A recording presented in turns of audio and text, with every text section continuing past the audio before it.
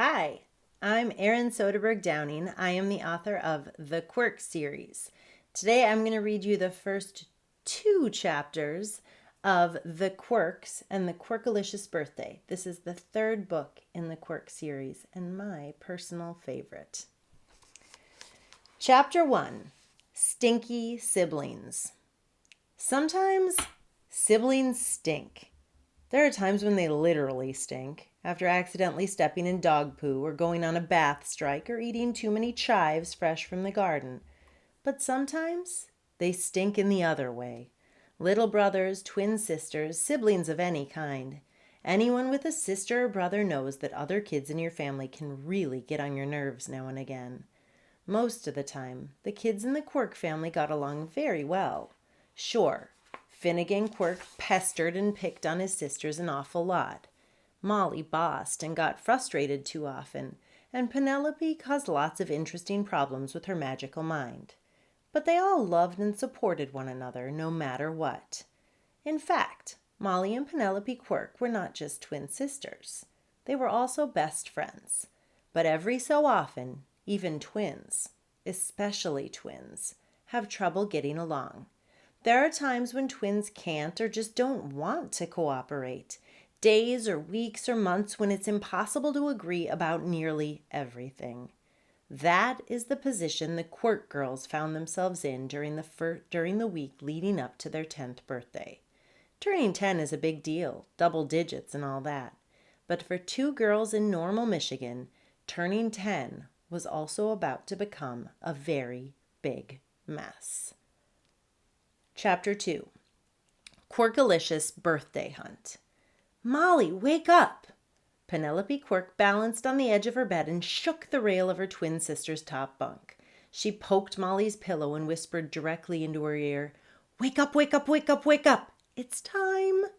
Molly rolled over and groaned, wishing for just a few more minutes of sleep. She wrapped her pillow around her head like a giant stuffed taco and squeezed her eyes closed. She felt so sleepy. "Urgh," Molly muttered groggily. Then she sat up quickly and her pillow-wrapped head bonked against the ceiling above her. She was suddenly very much awake. "Is it Monday?" "Yep. The best week of the year officially starts now." Penelope pulled off her pajamas and threw on her t-shirt. She drummed her hands on Molly's bed again. "Da-da-da-da! Birthday week! And our Quirkalicious birthday hunt! 10 to 10, 10, 10!" Molly scrambled off her bunk and grabbed the shirt and jeans she'd laid out in a neat stack the night before. No one in the Quirk family was very organized, but both Molly and Penelope had recently started laying out clothes each night for the next morning.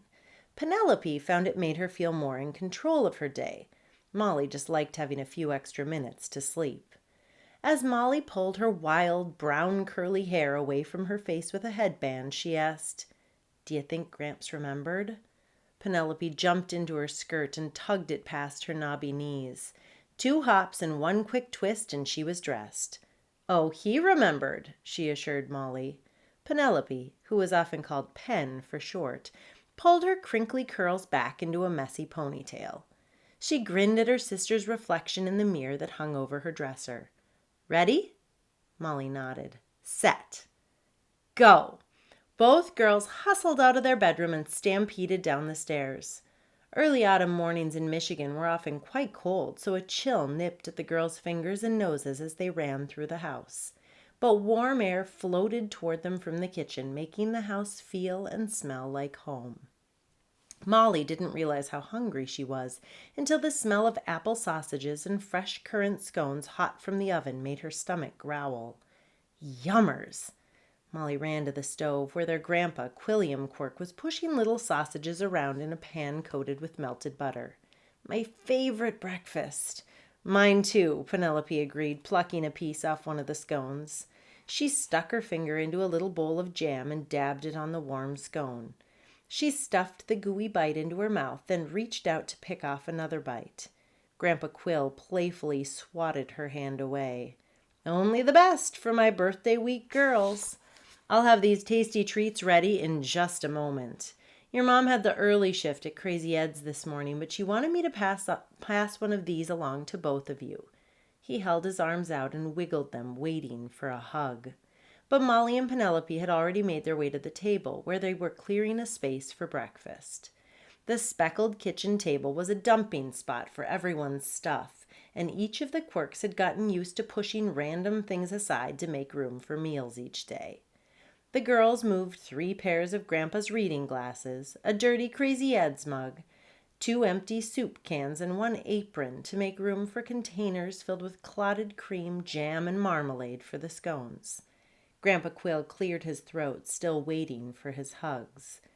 "Girls," he prompted. When neither Molly nor Pen picked up on his hints, Grandpa Quill muttered, "Well, maybe we need to try that again."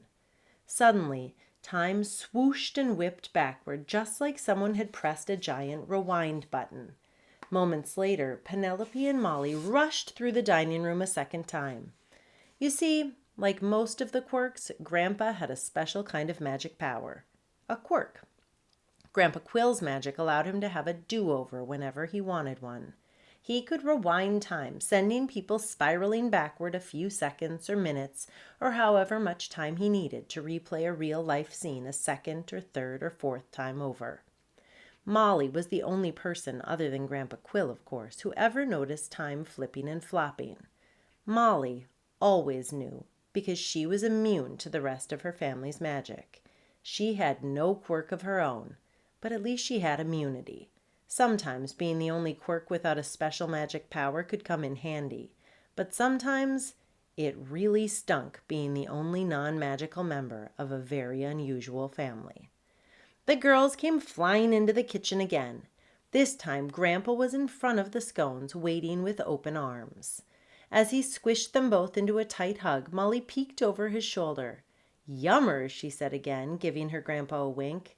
"Sausages and scones, my favorite." "Mine too," Penelope said, reaching for the scones. Grandpa popped 2 toasty scones off the pan and tossed one to each of them.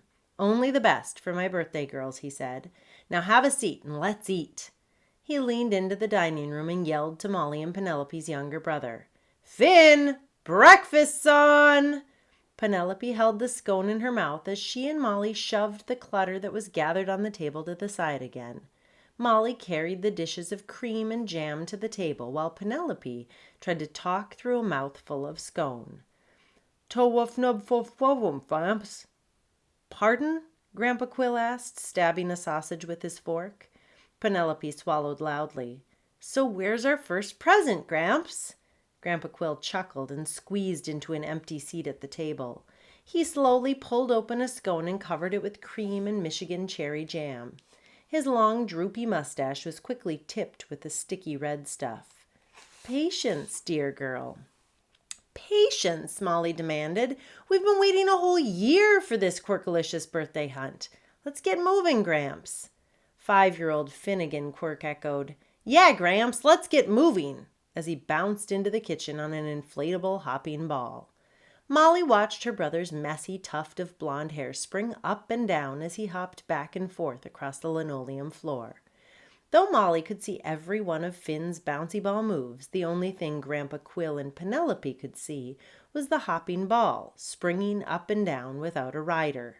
Because Finn Quirk also had a special kind of magic power. He was invisible, and the only person on Earth who could see him was Molly, unless he was chewing a piece of gum. Ooh, find a non-sunny spot. There we go. Finn had recently discovered that when his mouth was full of chewing gum, he was visible for the whole world to see. But because his jaw got tired from chewing gum all day at kindergarten, Finn often spent his hours at home gumless and invisible. Partly because his mouth needed a break, but mostly because it was easier for him to make mischief when he was see-through. "Gramps, just tell us where you hid the first present. Point at it quietly or something. I can follow your finger to find it." Finn flashed his toothless smile, but it had no effect since Grandpa Quill couldn't see him. Grandpa shook his head. "No, sirree, Mr. Finn. This Quirkalicious birthday hunt is just that. A scavenger hunt for the birthday girls. Molly and Penelope have to find their first present on their own, kiddo. No hints, or it's not as fun. Finn pouted. When he remembered no one could see his lower lip jutting out, he popped a stick of gum out of his pocket and into his mouth. He immediately whizzed into view and pouted some more. Please, maybe just tell me where it's hidden? I'm a super secret keeper. You know the drill, Grandpa said, resting his hands on his big belly. The girls need to find their first present, which, like always, is hidden somewhere in the kitchen. They can start their search after breakfast.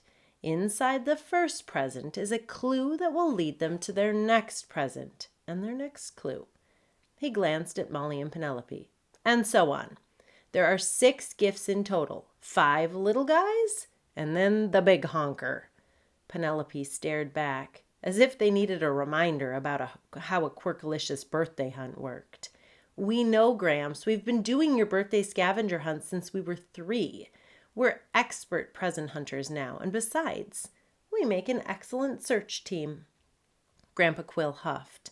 I know you know how it works, but it's only fair to repeat the rules each time we do a Quirkalicious birthday hunt. I don't want anyone crying foul if things don't work out quite right. You kids have all been lucky that you found every one of your presents in the past. But when you turn 10, you hit double digits.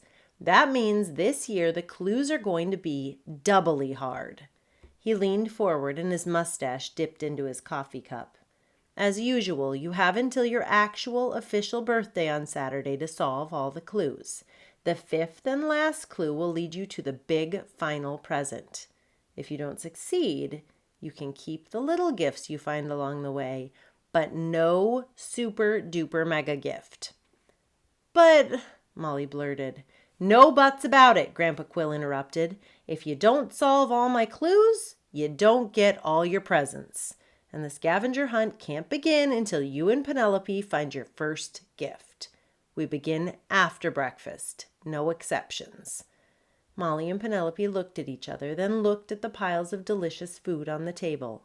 Without another word, they each grabbed a scone and chowed down. This was the first 2 chapters of The Quirks and the Quirkalicious Birthday.